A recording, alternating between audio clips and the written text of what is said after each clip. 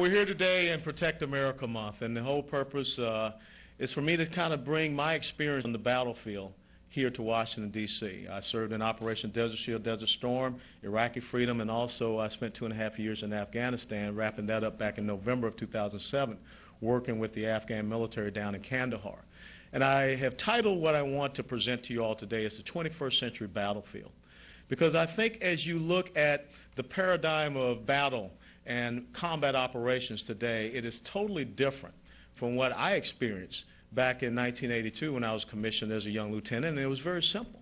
You had the Soviet Union on one side, and you had us on the other side. We knew their tactics. We knew their equipment. They knew our uniforms. Every now and then, we'd play some games on Border Patrol missions. But that has totally left.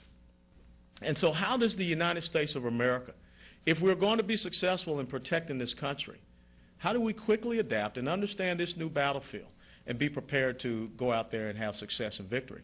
Because this is a very complex battlefield. I can tell you that in Desert Shield, Desert Storm, in 1991, it was totally different 12 years later when I went back as a battalion commander in 4th Infantry Division in 2003. So how do we understand these complexities and how do we make the change? How do we understand this global conflagration in which we are engaged? Because I have to tell you, I think that the future is going to be more of the non-state, non-uniform belligerents that we find. And unless we can get a strategic level perspective, we never lose at the tactical level on the ground. We have the best soldiers, sailors, airmen, Marines, and Coast Guardsmen that the world has ever known. But the thing is that if they don't have the right type of strategic goals and objectives, if they don't have the right type of operational goals and objectives that then filter down to the tactical level, it's very much so like a hamster. No matter how much exertion you're putting on that wheel, you're just going to not go anywhere. And that's not what I want to see happen. I don't want to see a repeat of what happened in Vietnam, where we won on the battlefield constantly. But at the strategic level, that's where we did not have a focus, and that's not where we had a great objective. So I want to start off with this. You know, when I hear people talk about war on terror, I think that's an incredible misnomer. Because a nation cannot go and fight a tactic. It would be just the same as if we said World War II, the United States went to war against the Blitzkrieg. Or in the Pacific Theater, they went to war against the kamikaze tactic. What has to be presented for us to be successful on this 21st century battlefield is an understanding of who are we fighting against. Because when I hear people talk about, well, we're at war with Al-Qaeda or we're just at war with the Taliban, we have so narrowly defined this to the point where, did we go to war to fight against the 12th German Panzer Division? Did we go to war to fight against the 55th Japanese Infantry Regiment? But if you narrowly define yourself, then you create gaps by which you can be exploited. Because we must remember, before Al-Qaeda, the terrorist group that had inflicted the most damage upon the United States of America was Hezbollah. And if you go and do your research and look at what Hezbollah has become one of those non-state, non-uniform, belligerent armies. Very capable military. Such a capable military right now that they have missiles in their arsenal that can strike every city in Israel. But yet we don't see them as being part of an enemy. You know, back some time ago in the early 1800s, we had a little incident with some folks that we call the Barbary Pirates. And we sent the Marines along with the Navy. And here we are today in the 21st century battlefield. We have the exact thing. We have these individuals called the Somali Pirates, but yet we don't know how to contend with them. And that was one of the questions that I asked the Department of Defense legal team when they came over to testify. How do you classify the Somali Pirates?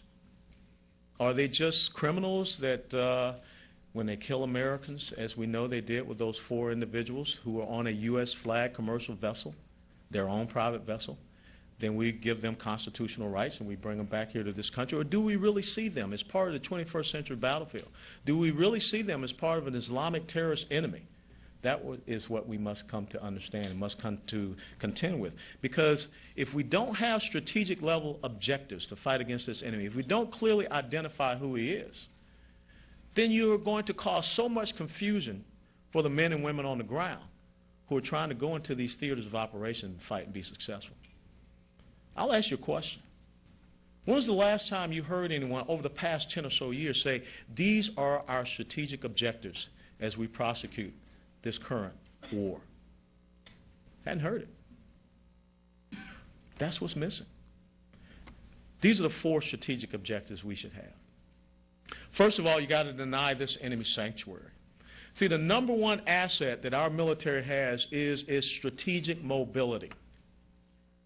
And when you take it away by setting a military down, being in Iraq or Afghanistan, and you get focused on nation building and occupation type of warfare, then you take away your number one advantage, that mobility. You make your military a target. And I can tell you there just aren't that many roads that come out of these FOBs, FOBs, forward operating bases. So you make it easy for our men and women to be attacked. So when you come back and think about our number one goal is to deny the enemy sanctuary, that means that wherever this enemy, that you must clearly define who he is, tries to present himself, you have to be willing to go and strike his capability. Because you're contending with an enemy that has no regard for borders or boundaries or things of that nature. And so therefore you have to step outside your comfort zone and be able to take the fight to this enemy, to take the initiative away from him. Instead of playing this little game like I saw us playing in Iraq for a while called whack-a-mole, where we go out and we fight him here, but then we come back to a large base, and then he moves over to here, and then we go out and we fight him there.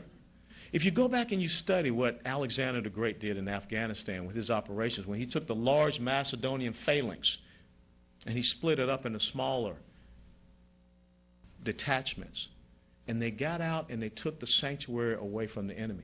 The exact same thing we did in Vietnam with the Strategic Hamlet program, where we got out into the countryside and we denied the Viet Cong the resources that they needed.